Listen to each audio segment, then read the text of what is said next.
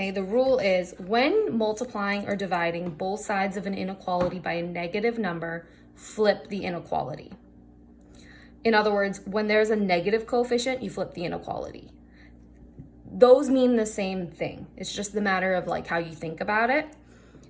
What I showed before, if you're a little confused on what was happening, that was just explaining why and how we get the rule, okay? So that's the why and how we got to that rule. If this is a little confusing, don't worry about it. We can clarify that later. I would just try and get to know the rule today and just remember the rule. And as you're working on it, it might make a little bit more sense, okay? So we're gonna try an example. If I can get my paper. So for our first example, I see a very similar inequality. And I'm going to draw my line, circle my variable term, and I need to get rid of this positive 5. So I'm going to do negative 5 to both sides. That cancels. I'm going to bring down negative 2x is less than 13 minus 5 is 8. Okay. Remember, this was the negative. So negative coefficient. That means I'm dividing both sides by a negative. Since I'm dividing both sides by negative 2, I know automatically this has to flip.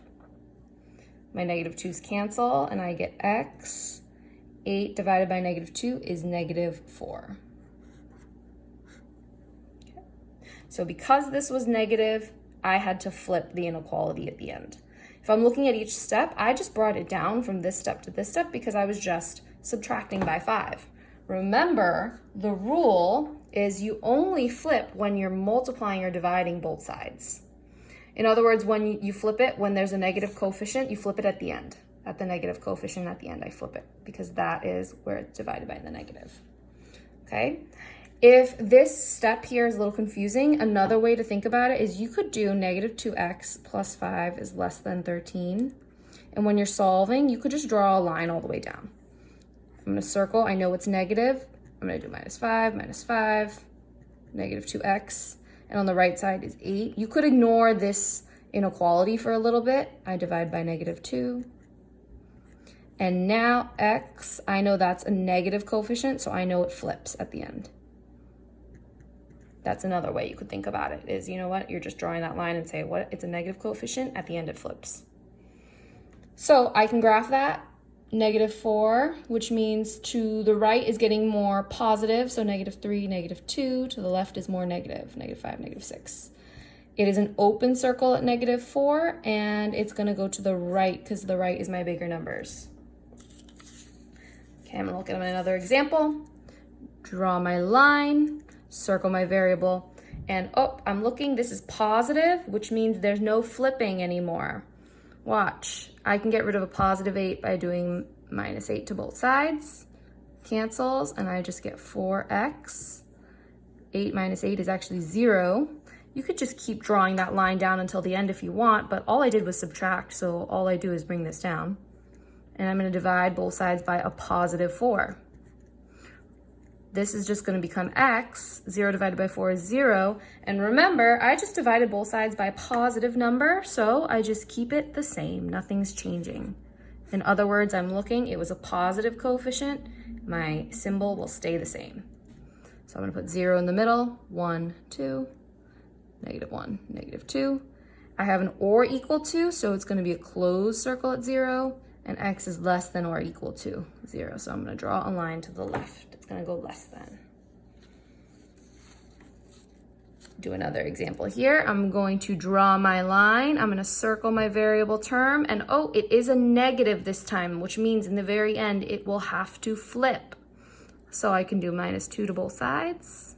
That cancels. I'm going to bring down negative 3y. If you want, you can just keep drawing this line down. But for me, I know all I did was subtract, so nothing is happening. I'm just going to copy that symbol down.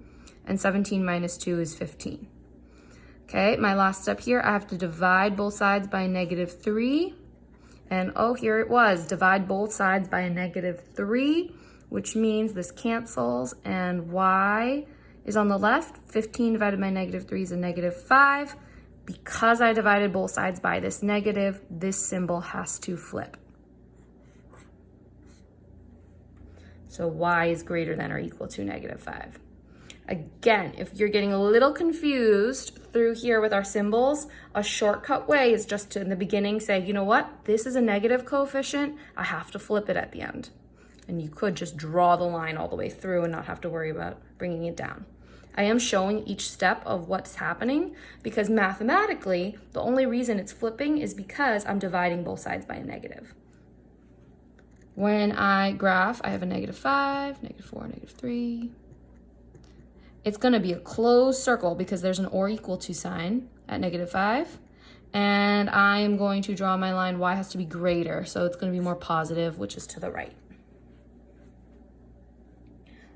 We're going to do one last example. And this time we're going to see a problem that has like that fraction bar. So we're going to treat this the same way. I'm going to draw my line and I'm going to circle the variable term.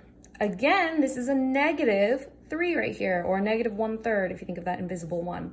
So this is a negative coefficient, which means in the end I'm going to have to flip.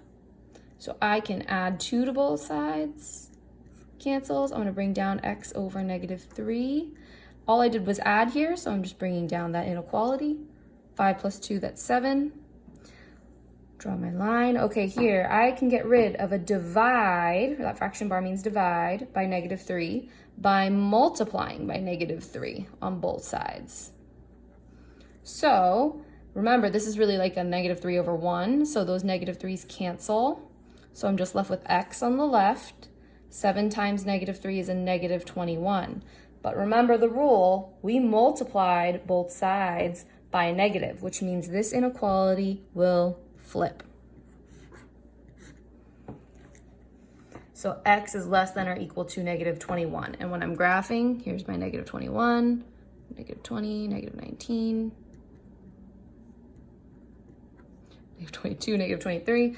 I'm going to draw a closed circle at -21 because of the or equal to. And x has to be less than that. So less is going more negative in the left direction. Okay. So again, with all of these problems, you can think of your rule either way. You can either think of the rule as when multiplying or dividing both sides of an inequality, you flip the inequality. Or a little bit easier way to think about it is when there is a negative coefficient, just flip that inequality. Okay, good luck with those practice problems and email us if you have any questions.